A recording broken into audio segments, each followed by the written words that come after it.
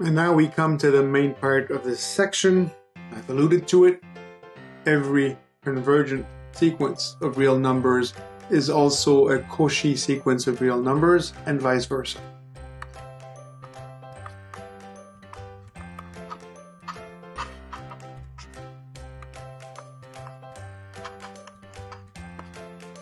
The emphasis on the real numbers is important. The Cauchy sequence of rational numbers does not need to be the convergent sequence in the rational set. Let xn be the sequence. It's an if and only if statement, and so there are two things we need to show. If the sequence converges, it is Cauchy, and if the sequence is Cauchy, it also converges. Let's start with the first statement. We'll go in this direction. So we assume the sequence xn is convergent. It converges to some value x. Now we pick some epsilon greater than 0. You'll agree with me that if that's the case, epsilon over 2 is greater than 0. I can find an integer which I'm going to call m epsilon over 2 such that the distance between xn and minus x is smaller than epsilon over 2 for every n greater than m epsilon over 2.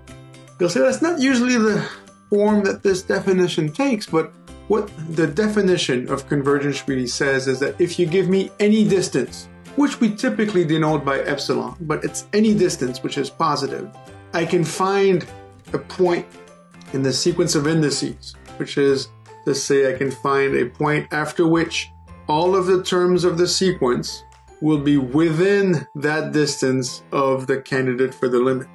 Now, I happen to call my distance epsilon over 2, so everything carries over. It's a technicality. We could leave it as epsilon, but then we would have to work with the inequalities at the end. So what we do here is we rearrange the quantities so that at the very end we will end with what we want, which is to say that the absolute value of xn minus xm will be smaller than epsilon whenever n and m are past a certain point. So we want this to be smaller than epsilon. It would also work if we have that this is smaller than 5 epsilon. Just we want to try to keep to the original definition of the Cauchy sequence, or the Cauchiness of a sequence. Now we will pick as an n epsilon the value m epsilon over 2. So the integer m given by the convergence, that is going to be the integer n in the Cauchy definition. Whenever n and m are greater than this n epsilon, which I remind you is equal to m epsilon over 2, then this relationship will hold. But I am interested in the distance between points in the Cauchy past a certain point. I'm not interested yet in xn minus x. And here we use the trick that we have used so often and that we will continue to use so often. We write 0 in a specific manner, minus x plus x. We can use the triangle inequality to get that the distance between xn and xm is smaller than the distance between xn and x, and plus the distance between x and xm. Now each of those, whenever n is greater than m epsilon over 2 or m is greater than m epsilon over 2, will be such that they are smaller than epsilon over 2. That's by convergence. So this gives me epsilon.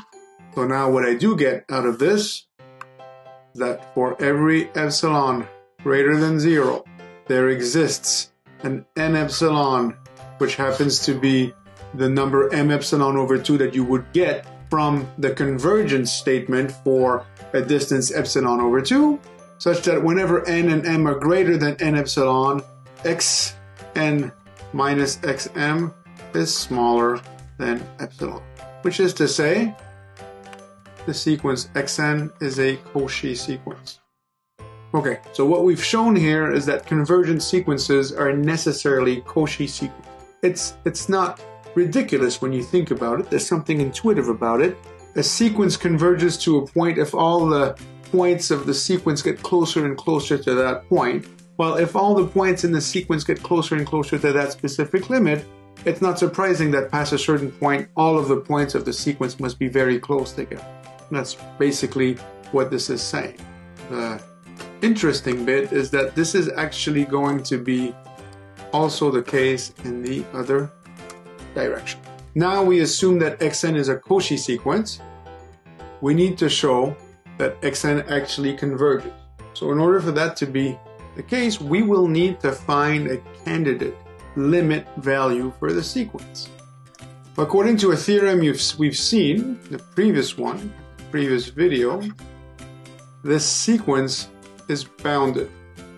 Now, we're talking about a bounded sequence by the Bolzano-Weierstrass theorem. This sequence has a convergent subsequence. It converges to some value here. In particular, what this means is that this value actually exists. Okay? So if the subsequence is convergent, it has a limit, and this limit, which is guaranteed by Bolzano-Weierstrass, will actually be the limit of the original sequence as well. So this is what we have left to show. So how do we show that the original sequence also converges to x? We use the definition. Let epsilon be greater than 0.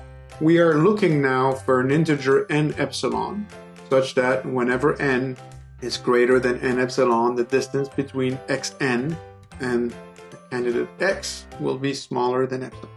Well, for the time being, I'm going to use the integer m epsilon over 2 that I would get, because the sequence is actually a Cauchy sequence, or I use an epsilon value, epsilon over 2. So there's going to be some point m epsilon over 2 such that the distance between xn and xm are smaller than epsilon over 2 whenever n and m are greater than m epsilon over 2. Again, you have to be familiar enough with the definition to understand why this is exactly the definition of the sequence being Cauchy, even though we're working with epsilon over 2's rather than working with epsilon, right? So this is because the sequence is a Cauchy sequence. Furthermore, you can find an integer nk, which would be greater than this integer here, m epsilon over 2, and such that xnk minus x is smaller than epsilon over 2. Why? Because the bounded sequence converges. Sorry, that's something that wasn't. Let me try that. Why is this the case? This is due to the Bolzano-Weierstrass theorem. We have a bounded sequence xn. It has a convergent subsequence, and that here is exactly the definition of this subsequence being convergent. Bounded leads to Bolzano-Weierstrass, which leads to convergent subsequence. And then you combine that together. You pick n epsilon to be m epsilon over 2. In that case, if you look at the difference between xn and x, that's what we're interested in right now, well, by the triangle inequality, this is going to be less than xn minus xnk plus xnk minus x. And here we use the trick of adding 0, but this time the 0 that we were adding was minus xnk plus xnk. And this is going to be less than epsilon over 2. When is this going to be less than epsilon over 2, the first term? Whenever n and nk are greater than m epsilon. This is what we get here from the definition of Cauchiness. In this case, we're saying m is equal to nk. Also, because the subsequence xnk was convergent, this is going to be true whenever nk is greater than m epsilon over 2. This little bit here will be smaller than epsilon over 2, which means that the difference between xn and x is smaller than epsilon whenever, well, what happened? Whenever n was greater than n epsilon. We don't need to worry about the nk because we've picked the nk to start with to be greater than m epsilon over 2, and so that it's automatically greater than n epsilon. This completes the proof. Xn is convergent. Well, as the sequence 1 plus 1 over 2 plus 1 over 3 plus 1 over n is not a Cauchy sequence. This is an example we did in the previous video. We can conclude, thanks to Theorem 23, that the sequence of partial sums of the harmonic series is actually divergent. There's another way in which you can actually use this result. If you're trying to compute the limit of a sequence which is defined by recursion. So imagine you have something that looks like this. Sequence xn, where the nth term is going to be half of the sum of the two preceding terms. This will make sense if n is greater than 2, assuming we want to start with x1, and we need to have some starting values. We need an x1 and an x2, otherwise we will never know what the first domino is like. So let's assume, for the sake of this example, that x1 is equal to 1, x2 is equal to 2. Now, we saw something that looked like this in a previous video, right? We had a sequence that was defined by a recurrence relation, and we managed to prove that the sequence was monotone and bounded, and we used the result of convergence of monotone bounded sequences to conclude that the sequence actually converged. And now that we had the existence of a limit, we were able to use limiting arguments to get the actual value of the limit. But here we cannot do that, right? In effect, let's assume that you think that this is a sequence which will converge. You might say something along the lines of, well, let me compute the limit on both sides, and perhaps this is equal to x, the supposed limit, and you get 1/2 of x. Again, this is the same limit, it's the same sequence, plus x, and I'm gonna get out of this that x is equal to x, and you know what, that doesn't really help me do anything. Okay? So you can't just apply this argument to show the existence of the limit, or potentially to get its value. Instead, what you're going to do is to show that this is a Cauchy sequence, and then automatically you will have that it converges. We'll do it this way. We're going to start by looking at the differences of successive terms in the sequence. xn plus 1 minus. Well, we know how to write xn plus 1. This would be half of x n minus 1 plus xn here minus xn. Well, let's expand this a little bit. We would get half of xn minus 1 plus half of xn minus xn, which would give us 1/2 of xn minus 1 minus xn. I'm going to rewrite this expression here. I won't change anything. I'm just going to change the order in which the terms appear. Because we're looking at the absolute value, you'll agree with me that this is the same thing as the absolute value of half times xn minus xn minus 1. If we didn't have the absolute values, we would have just changed the sign of the expression. But we have the absolute value, so this is something we can do. And you can actually take out this constant term. So the difference between two successive terms in the sequence is going to be equal to half of the distance between the previous pair of two successive points. Right, in essence, now you can play the same game with xn. We know what xn is supposed to be. Xn is 1/2 xn minus 2 plus xn minus 1 minus this little bit here minus xn minus 1. We expand, we rewrite, and we will find that this is exactly equal to 1 times 2 to the power 2 of xn minus 1 minus xn minus 1. And now we're starting to see a pattern develop. You could continue on this way, and I'll leave that as an exercise to you to verify that this is indeed what happens. You will end up with 1 over 2 to the n minus 1 times the difference between x2 and x1. And in this example, we happen to know what x2 and x1 are. x2 is equal to 2, x1 is equal to 1. That wouldn't always be the case, it's just the case here. And we get, this is 1 over 2 to the n minus 1. We haven't exhibited any of the terms of this sequence, although we could, now that we know x1 and x2. For instance, we know that x3 would be 1/2 of 1 plus 2, but we haven't exhibited those, and yet we've managed to establish that every successive term is going to be 1 divided by 2 to the n minus 1 away from the previous term.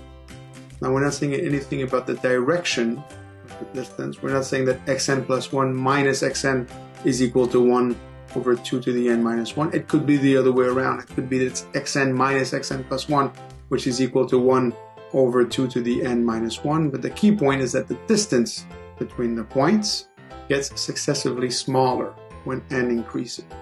Okay, so now that we've made this remark, let's continue on. Our goal is to show that this sequence converges. Eventually, we're going to have an epsilon greater than 0, which will allow us to find an integer n epsilon such that whenever n is greater than this integer n epsilon, the difference between xn and some candidate value will be smaller than epsilon, if it's convergence, or if we're trying to show that it's a Cauchy sequence, then that the distance between xn and xm is smaller than epsilon whenever n and m are greater than the integer epsilon.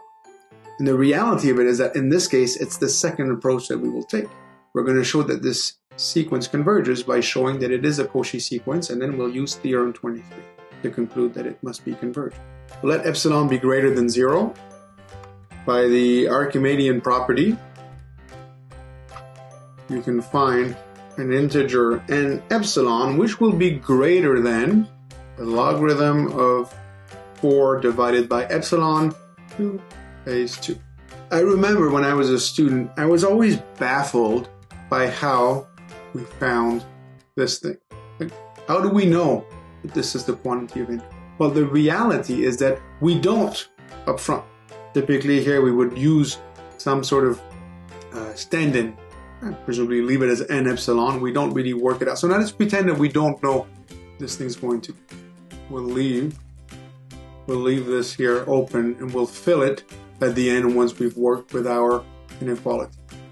So we want to show that it is a Cauchy sequence. Whenever m and n are greater than n epsilon, we have, okay, so xm minus xn.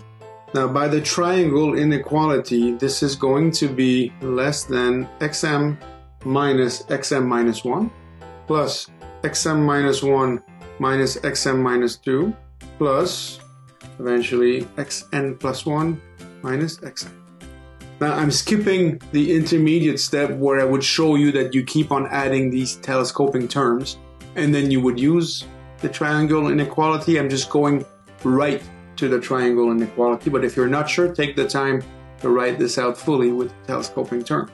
Now by what we have just seen, that first little bit here is going to be equal to 1 times 2 to m minus 2. I wrote smaller than or equal. This is true, even though technically it's equal. And this is one of the reasons why I like to use smaller than or equal to as opposed to strict inequalities, because when I make an error, I fully think things out. If I don't fully think things out, I'm still not saying something which is false. That's useful. So the first little bit is smaller than 1 over 2 to the m minus 2. Perfect. Here I've replaced m by n plus 1 and n then by m minus 1, and this is the formula that I got previously. For the next little bit, this would be 1 over 2 to the power m minus 3, and all of these continue on until we get to the very last one, which we saw was equal to 1 over 2 to the n. So here we have a sum of successive powers of 1 over 2, and one of the things we do know about successive powers of 1 over 2 is that this is actually going to be smaller than the previous one, the previous power of 1 over 2. You're not sure why this is the case? Think it through, right? 1 over 2 to the n minus 1 is half of 1 over 2 to the n minus 2. And then the next term we would be adding would be half of that term. And we're adding only successively half of the previous term. And as a finite number of them, we will never get the full 1 over 2 to the n minus 2. Like, okay, so now I would like to write this as 1 over 4 2 times 1 over 2 to the n. It's not absolutely necessary for me to do that right away. but it's going to simplify the rest of the work. Like ideally what you want is to have an n alone here. And if you've picked your n such that it is greater than n epsilon, well, we know that this is going to be smaller than this expression. Okay, so this is how you get the 1 over 4 to the power minus 1, or simply 4. I'm just writing it like this to help us see where the thing came from. And we had times 2 to the minus 2. Is what happened. And we would like for this to be smaller than epsilon, and it is going to be smaller than epsilon whenever, bingo, n epsilon is larger than the logarithm of 4 over epsilon in base 2. So we get this n epsilon here because once we've gotten to this point, we have basically all we want. So this is where we solve for n epsilon. The challenge here was to really get to this point here. We had to do a fair amount of work behind the scenes to get to this, right? Not obvious right off the bat that you would look at the difference of successive terms in the sequence. At any rate, this here shows that xn is Cauchy. We'll say, hang on, how do we know for a fact that it's Cauchy? What if m was smaller than n? Well, without loss of generality, you can assume that one of them is larger than the other. If not, you just rename them. So here, we're going to add a little assumption so that this expression makes sense. But we don't have to do the case. Now suppose that n is larger than m. We wanted to just do it once. It's the same principle in both instances. So xn is Cauchy, and by theorem 23, we have that xn converges. We don't yet know to what it converges, but we know that it does converge. How would we find out to what value it converges? One of the things we've seen is that we can't do the same argument as we had done previously. The argument that asked us to compute the limit on all sides and replace, limit by x, because if we try that, we get x equals x, and that doesn't help us compute the value of x. But we have seen another result that says that if a sequence converges, then any subsequence also converges to the same value. In particular, what this means is that the limit when n goes to infinity of xn, if we decide to call this value x, we know it exists because we've just proven that the sequence converges, would be the same as the limit when n goes to infinity of the subsequence x to n plus 1. I'm just picking the odd numbered terms in the sequence. Now by induction, you could show that the subsequence x to n plus 1 converges, and in fact it converges to 5 over 3. How would you show this? Yeah, you'd show that x to n plus 1, the odd terms in the sequence, are actually equal to 1 plus 2/3 1 minus 1 over 4n. Now don't let me fool you, this is not an obvious thing to see. If you haven't seen that, don't feel bad. You have to work it out, you have to write it out. That's left as an exercise. Right? Because if this is the odd terms of the sequence and you let n go to infinity, this bit here goes to 0 and this is 1 and you're left with 1 plus 2/3, 5/3. And that ends the specific exercise. What are we going to end with? This concept of the Cauchy sequence, it certainly illustrates the fundamental difference between the real numbers and the rational numbers. I've said this a few times already. In a certain way, you can basically think that a sequence is Cauchy if the points of the sequence accumulate on top of one another. In French, sometimes the limit of a sequence is called un point d'accumulation, accumulation point, cluster point, I believe is the English equivalent. So they accumulate on top of one another. In R, every Cauchy sequence, every sequence of points which accumulates to one another converges to an actual value in R. In Q, the sequence of points can accumulate on top of one another, but the value to which they get closer and closer does not exist in Q. So every Cauchy sequence in R is converging and vice versa. We've seen it, every sequence that converges in Q is a Cauchy sequence in Q, but there are Cauchy sequences in Q that do not converge to rational value. And you do create or build the set of real numbers R by basically filling the holes of the Cauchy sequence and where they accumulate. This is how you build R. So in your third year analysis course, you might see a construction of the real numbers as an equivalence relation on a set of sequences of rational. Give you here an example of such a sequence which is Cauchy in Q in the set of rationals, but that doesn't converge. Set of rationals. Consider the following sequence. We're going to start with the value 1. This is the first term of our sequence. Then we will look at 1.4, then 1.41, and 1.414, and 1.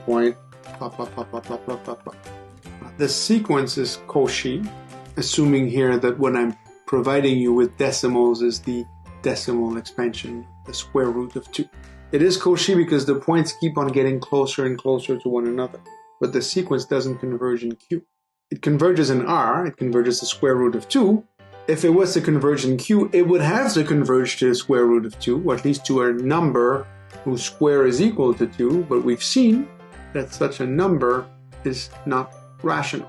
Square root of 2 is not a rational number. So in order to be able to get R, we're going to add to the set of rational numbers square root of 2 and all of the other points which are not rationals, but to which Cauchy sequences of rational numbers would converge if the whole was an